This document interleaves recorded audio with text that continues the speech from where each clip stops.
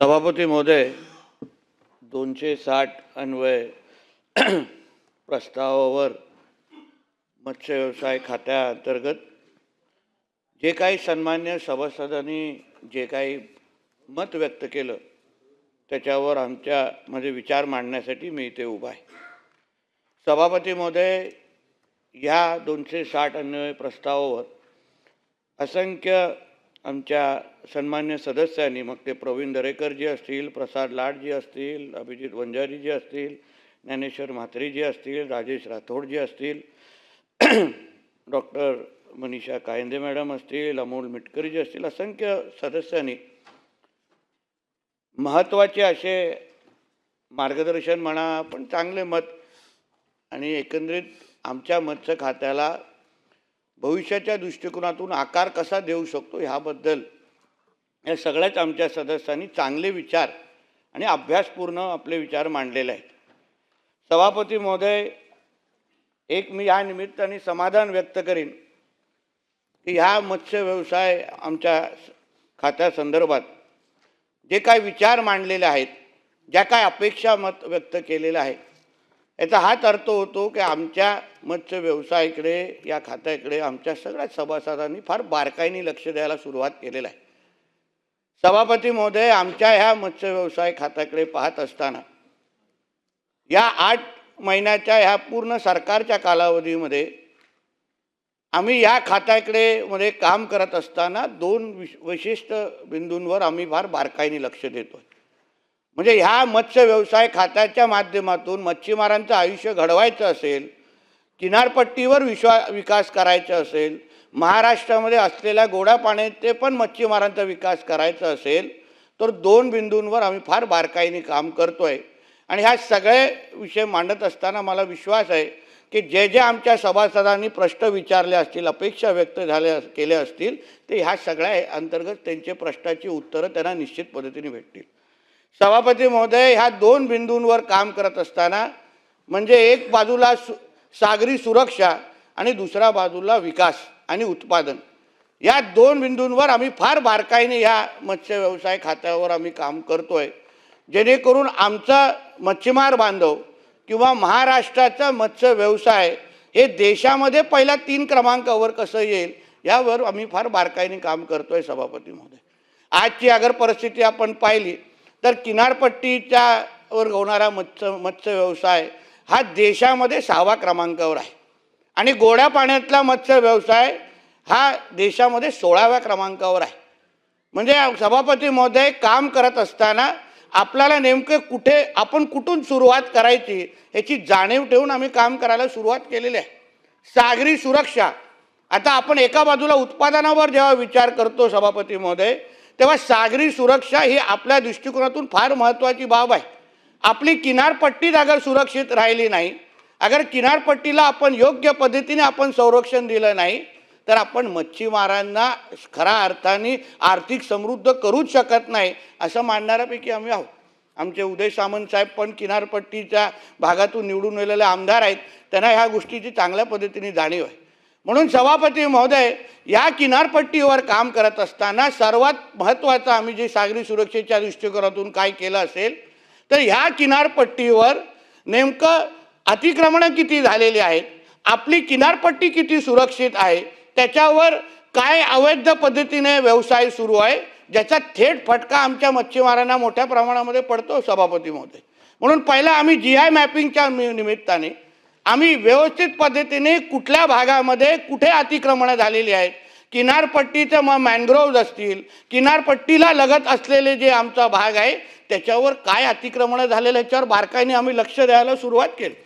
9 जानेवारी 2025ला सभापती महोदय, आम्ही पूर्ण किनारपट्टीवर 9 ड्रोनची सुरक्षा आम्ही इंट्रोड्यूस केली आणि त्या ड्रोनच्या माध्यमातून आपल्या ह्या पूर्ण किनारपट्टीवर मिनिटाची माहिती आम्हा लोकांना उपलब्ध व्हायला सुरू केली.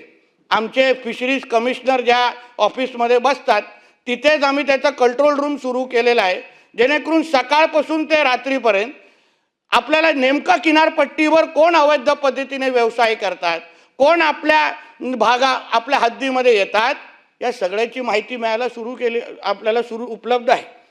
सभापती महोदय, आपल्या राज्यामध्ये महाराष्ट्र सागरी मासेमारी नियम अधिनियम 1981 हा एक कायदा आपल्या इकडे लागू आहे. त्याला अमेंडमेंट पण 2021ला ह्या निमित्ताने ह्या कायद्यामध्ये झालेला आहे. आणि म्हणून 12 नॉटिकल माईल्सच्या आतमध्ये पारंपरिक मच्छीमारांना म्हणजे आपल्या हद्दीतल्या मच्छीमारांना आपण मासेमारी करायला आपण देतो. 12 नॉटिकल माईल्सच्या बाहेर जे देशात पातळीवर असलं ते देशाची एकंदरीत हद्द आहे. आणि मग 200 नॉटिकल माईल्सच्या बाहेर आंतरराष्ट्रीय हद्द सभापती महोदय सुरू होतं. हे समजून घेणं का गरजेचं आहे? कारण कधी कधी सभासदांना आपल्याला वाटतं की बाबा LED मासेमारी आपल्या राज्याच्या हद्दीमध्ये सुरू असताना पण आम्ही त्याच्यावर कारवाई का करू शकत नाही. पण सभापती महोदय 12 नॉटिकल बाहेरच्या बाहेर अगर मासेमारी सुरू असेल किंबहुना LED मासेमारी सुरू असेल जी 100% आणि पूर्ण पद्धतीने आपल्या राज्यामध्ये त्याला बंदी आहे, त्याला जेव्हा आपण देशाच्या हद्दीमध्ये आपण जातो तेव्हा त्याला वेगळ्या पद्धतीने आपल्याला परवानग्या आणि कारवाईसाठी आपल्याला पुढाकार घ्यायला लागतो. पण LED मासेमारी बाबतीमध्ये सभापती महोदय आपलं हे सरकार आल्यानंतर आम्ही अतिशय कडक केलेलं आहे. एका बाजूला ड्रोनची सुरक्षा आहे, दुसऱ्या बाजूला आमच्या गस्ती नौका आहे. प्रत्येक मिनिटाला आमच्या किनारपट्टीवर कुठल्याही पद्धतीने अगर अवैध पद्धतीने हालचाल होत असेल तर त्याला आम्ही कडकची कडक कारवाई त्याच्यावर सभापती महोदय आत्तापर्यंत केलेलं आहे. कोणालाच सोडलेलं नाही. गेल्या आठवडा 10 दिवसा अगोदर काही आमचा हरणे बंदर असो किंवा करंजे बंदर असो त्या भागातल्या पावसाळ्यामध्ये जेव्हा आता मासेमारी बंद आहे तेव्हा काही व्हिडिओ आम्हाला पाठवण्यात आले की बाबा अशा पद्धतीची मासेमारी बंद कालावधीमध्ये पण सुरू आहे. सभापती महोदय आम्ही लगेच आमच्या अधिकाऱ्यांना सांगून ज्या पद्धतीने अवैध मासेमारी त्या भागामध्ये करत होते त्यांच्या सगळे मासे आम्ही जप्त केली, त्यांच्या बोटी जप्त केल्या. मी आपल्या माध्यमातून आमच्या किनारपट्टीच्या भागावर राहणाऱ्या मच्छीमार बांधवांना विश्वास देईन की कोणीही कुठल्या पद्धतीने अवैध मासेमारी आमच्या किनारपट्टीवर करत असेल तर त्याला आम्ही सोडणार नाही. ही भूमिका आमच्या राज्य सरकारची आहे. सभापती महोदय आमच्या ह्या पूर्ण किनारपट्टीवर झालेले जे काही कारवाया त्याच्यात थोडक्यात तुम्हाला मी माहिती देतो. गस्ती नौकाद्वारे केलेल्या कारवाया फक्त 6 महिन्यामध्ये 1165 ह्या कारवाया आम्ही लोकांनी केलेल्या आहेत. ड्रोनद्वारे आम्ही जे काय कारवाया केलेल्या आहेत ते 1803 आणि पावसाळी बंदी कालावधीमध्ये केलेल्या कारवाया ह्या 36 आहे. म्हणजे किनारपट्टीवर सभापती महोदय आमचा फार बारकाईने लक्ष आहे. कुठेही आम्ही त्या पद्धतीने चुकीचा कुठल्याही पद्धतीने व्हायला देत नाही आणि देणार नाही. किनारपट्टीवर जसं मी आपल्याला सांगितलं अवैध बांधकाम ह्याचं फार सुळसुळ आहे सभापती महोदय. कुठेही आमच्या फिशरीजची मत्स्य खात्याची जागा असो, बंदर खात्याची जागा असो, सभापती महोदय आमचे उदय सामंत साहेब इथे आहेत, त्यांचं मुद्दामून कौतुक करेन. त्यांच्या मतदारसंघामध्ये मिरकरवाडा नावाचं बंदर आहे. मी असो ते पालकमंत्री रत्नागिरी जिल्ह्याचे आहेत. त्या मिरकरवाडा बंदरवर आम्हाला दुसऱ्या टप्प्याचे पैसे निधी घेऊन उपलब्ध होते पण आम्ही खर्च करूच शकलोच नाही. का? कारण का अवैध पद्धतीने तिथे धार्मिक स्थळं बांधलेली, अवैध पद्धतीने तिथे सगळे बांधकाम करून ठेवलेली. त्यांच्याशी आणि आम्ही सगळ्यांची एकत्र करून पोलीस खात्याची मदत घेऊन आम्ही एकाच वेळी 300पेक्षा जास्त अवैध पद्धतीच्या इमारती आम्ही एका रात्री सकाळी पूर्ण साफ करून टाकले. आणि सभापती महोदय आपल्याला मी सांगेन की येणाऱ्या आठवड्यामध्ये त्याच भागावर जिथे आम्ही अवैध सगळे काही बांधकाम तिथे तोडून टाकले, मी आणि उदयजी आणि आमचे सगळे प्रमुख लोक एकत्र येऊन 22 कोटीचे पहिली विकास कामाची भूमिपूजन करण्यासाठी आम्ही लवकरच तिथे सुरू करणार आहोत. म्हणजे आम्ही असं नाही की आम्ही फक्त अवैध सगळे बांधकाम तोडत बसलेलो आहे आणि कोणावर अन्याय करतोय. पण सभापती महोदय किनारपट्टीचा विकास हा झालाच पाहिजे आणि ज्यांचा जो अधिकार आहे आमच्या किनारपट्टीवर कोणीही वाकड्या नजरेने बघता कामा नये. कारण का सभापती महोदय मोठ्या प्रमाणामध्ये अवैध धार्मिक स्थळं तर आहेत पण गोल्ड स्मगलिंग असो, ऑइलची तस्करी असो, असंख्य मोठ्या प्रमाणामध्ये जिहादी मानसिकतेचे जे काही लोक आहेत, बांगलादेशी आणि रोहिंग्या आहेत, ते मोठ्या प्रमाणामध्ये आमच्या किनारपट्टीवर बसलेले आहेत. म्हणून ह्या सगळ्या लोकांना आमच्या किनारपट्टीकडून काढून टाकण्याची भूमिका, आमचे किनारपट्टी जिहाद मुक्त करण्याची भूमिका ही आमच्या राज्य सरकारची असल्यामुळे आम्ही ह्या पद्धतीच्या कारवाया सभापतीमध्ये सुरू आहे. एक प्रामुख्याने आम्ही एक निर्णय घेतलेला आहे, त्या किनारपट्टीवर काम करणारा कोणीही मच्छीमार असेल तर पहिला आम्ही फक्त आधार कार्ड आम्ही त्याचा तपासायचो. आता यापुढे जाऊन सभापती महोदय आधार कार्ड बरोबर त्याची वोटिंग कार्ड आय डी ओळखपत्र पण आम्ही तपासण्याची प्रक्रिया सुरू केली आहे, जेणेकरून आम्हाला कळेल की काम करणारा व्यक्ती नेमका आमच्या राज्यातला आहे किंवा कोणतरी वेगळ्या विचाराने तिथे येऊन काम करतोय. सभापती महोदय, हा झाला समुद्र किनारीचा भाग, पण गोड्या पाण्याच्या मासेमारीमध्ये वर्षानुवर्ष सभापती महोदय विदर्भ असो, मराठवाडा असो, अन्य भागातले जे काही तलाव आहेत तिथे वर्षानुवर्ष ते ठेके दिलेले आहेत. एकाच संस्थेला 30-40 वर्ष ठेके दिलेले आहेत आणि ठेके दिल्यानंतर ते नेमकं त्या तलावामध्ये किती उत्पादन होतं, नेमक्या त्या तलावामध्ये जे उत्पादनाचं किती वाढ होतं याची कुठेही माहिती कोणी आपल्या खात्याला द्यायला बघत नाही. मग आम्ही एक निर्णय घेतला सभापती महोदय, हे जेवढे जे काही तलाव आहेत, जो आमचा भुई समाज जो चालवतो त्या तिथे त्या पूर्ण क्षेत्रामध्ये आहे, मग ह्या सगळ्या तलावांच्या डिजिटलायझेशनच्या माध्यमातून नेमकं त्या तलावामध्ये उत्पादन काय होतं, त्या तलावामध्ये गाळ किती साचलेला आहे, त्याचबरोबर त्या तलावामध्ये कुठे अतिक्रमण आहे का, या सगळ्या बाबतीची माहिती आम्ही आता डिजिटलायझेशन आणि AIच्या माध्यमातून गोळा करण्याचं काम ह्या निमित्ताने सभापती महोदय करतोय, जेणेकरून खऱ्या अर्थाने एका बाजूने आम्ही समुद्राच्या भागामध्ये आम्ही ज्या पद्धतीने सागरी सुरक्षेच्या माध्यमातून मच्छीमारांना सुरक्षेचा कवच देतोय. सभापती महोदय, मला बोलायला अभिमान वाटेल की जेवढ्या आम्ही कारवाया LEDच्या वर आणि अन्य अवैध मासेमारीवर केल्यानंतर, उदाहरण फक्त रत्नागिरी जिल्ह्याचं मी आपल्याला सांगेन की ह्या कारवायानंतर 3000 मेट्रिक टन एवढे वाढ उत्पादनामध्ये मासेमारीची झालेली आहे. म्हणजे कुठे ना कुठेतरी मच्छीमारांना खऱ्या अर्थाने संरक्षण देण्याचं काम आमच्या सरकारच्या माध्यमातून होत आहे. गोड्या पाण्याच्या पण मासेमारीमध्ये उत्पादन कसं वाढू शकतं या दृष्टिकोनातून आमची भूमिका आहे.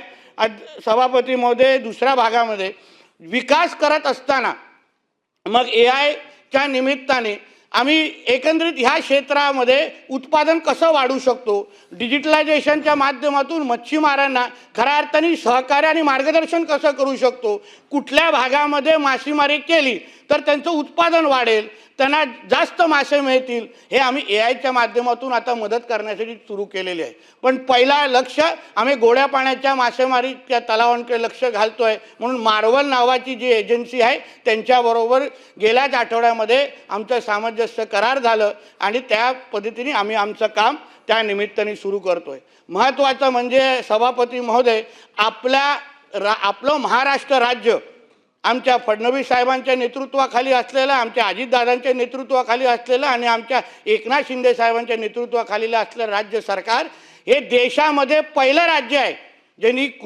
मासेमारीला 100% कृषीचा दर्जा दिलेला आहे. आंध्र असो, अन्य राज्य असतो, त्यांनी काही भागांना कृषीचा दर्जा दिलेला आहे, पण आपलं राज्य हा एकमेव राज्य आहे ज्यांनी 100% कृषीचा दर्जा दिला असल्यामुळे मला विश्वास आहे येणाऱ्या कालावधीमध्ये आपल्या मासेमारीला आणि ह्या क्षेत्राला आंध्र, केरळ आणि ह्या अन्य राज्यांच्या तुलनेमध्ये आपण पण अग्रक्रमांकावर राहू असा आमचा ठाम विश्वास आहे.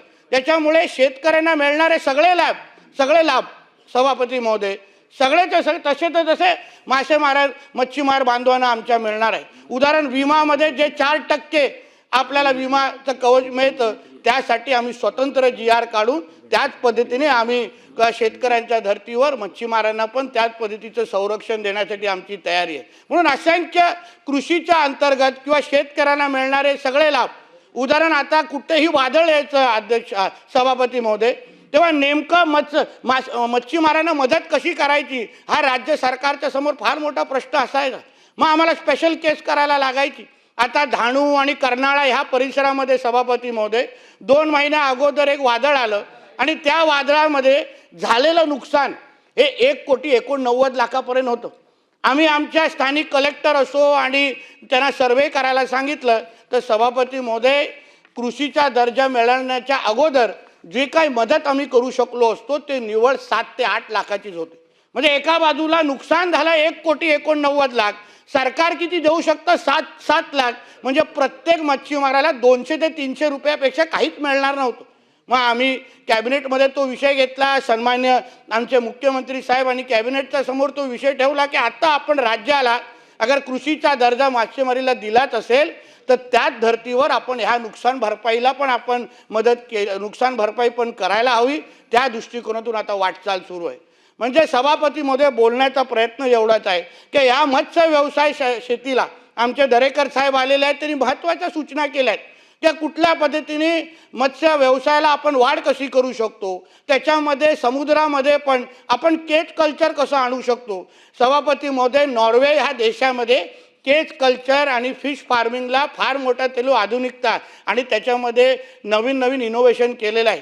त्या संबंधित लोकांशी आमची चर्चा चालू आहे की त्याच पद्धतीची टेक्नॉलॉजी आपण महाराष्ट्रामध्ये आणून आपण पण मत्स्य शेतीला इथे त्याला प्रोत्साहन कसं देऊ शकतो, त्यांची टेक्नॉलॉजी वापरून आपण उत्पादन कसं वाढवू शकतो, त्या दृष्टिकोनातून सभापती महोदय आपलं लक्ष आहे.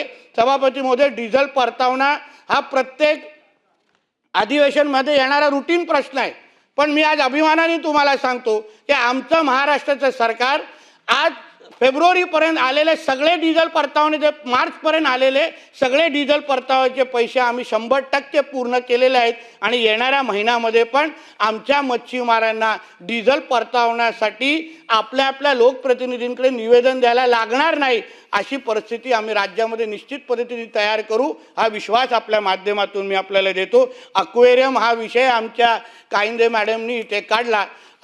अध्यक्ष सभापती महोदय, आपल्या तारापूर एक्वेरियम ज्याच्याबद्दल आपण सगळे जणांच्या शालेय जीवनातली आठवणी आहेत. सभापती महोदय, ह्या एक्वेरियमच्या संदर्भात 350 कोटी हे आमचं राज्य सरकार त्याच्यावर खर्च करणार आहे. आता आपण PMC नेमलेली आहे, आपण न्यूझीलंडचे आर्किटेक्ट त्या डिझाईन तयार करतायत. 1 ते 1.5 वर्षामध्ये त्याच जागेवर तारापूर एक्वेरियमच्या जागी आपण असं एक एक्वेरियम सभापती महोदय तयार करतोय की जगातले पर्यटक आपल्या त्या एक्वेरियममध्ये आले पाहिजे, या दृष्टिकोनातून आपला वाटचाल आहे. दुसरा विषय जो आमच्या कायंदे मॅडमनी घेतला, जो रोरो सर्व्हिस जे आम्ही आपला माझगाव टू रत्नागिरी आणि माझगाव टू आमच्या सिंधुदुर्गापर्यंत सुरू करतोय. गणपतीमध्ये आम्ही जेव्हा गणेश चतुर्थी येते तेव्हा आम्ही सगळ्या कोकणवासियांसाठी त्याच्यापेक्षा मोठा सण नाही सभापती महोदय, पण तिथे जायचं तर नेहमी खड्ड्यांचा विघ्न असतो, रेल्वे तिकीटचा विघ्न असतो, म्हणून आम्ही दुसरा एक थोडा रामबाण उपाय काढलेला आहे, ज्याच्यामुळे वेळही वाचेल, आपण लवकरात लवकर आपल्या गावीत जाऊ शकू आणि त्याच्यापेक्षाही महत्त्वाचं म्हणजे गाडीने जाऊ शकू.